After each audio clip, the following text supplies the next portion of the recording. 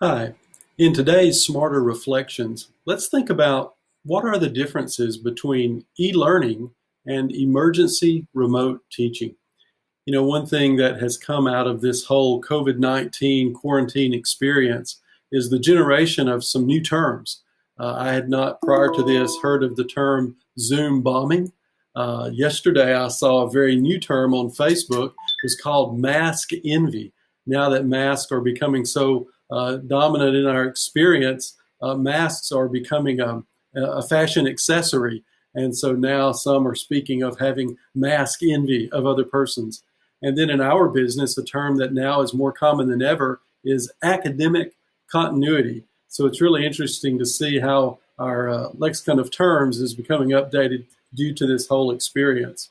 But what is the difference between two terms that we talk about a lot? One is e-learning. You may call it online learning or distance learning. There's even different ways that we refer to it prior to this experience.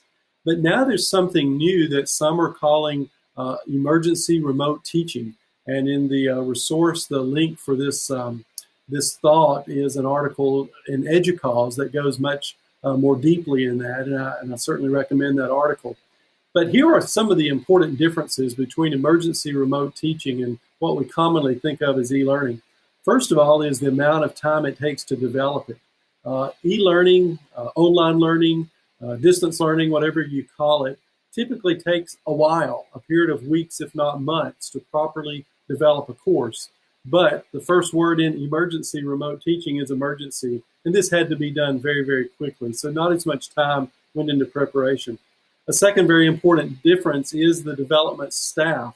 Very, very often when online courses are developed well and when done properly, there is input from professional instructional designers who help the faculty members who are serving as the subject matter experts to create a course that's very engaging, that has much multimedia. It's a very rich learning experience. But with this emergency remote teaching, it had to be done quickly, and there simply wasn't enough instructional design staff to go around. And so many times the faculty members who are subject matter experts, but they're not trained in online instructional design, were called on to put their classes online. The third important difference is the difference in pacing. There are the terms you're probably familiar with, synchronous and asynchronous. And in a typical online or e-learning course, those are often asynchronous, meaning that the students can do the work at any time. The course may happen, for example, in a 9-week term, but there is great flexibility about what and when the students complete the assignments. But with emergency remote teaching, something that we saw happen a lot was that the faculty members who were used to a typical synchronous or time-based schedule, for example, the class meeting at 10 o'clock on Monday morning, stuck with that. And they said, look, we're going to use a video conferencing platform, and we want all students in that video conferencing platform at class time at 10 o'clock on Monday morning.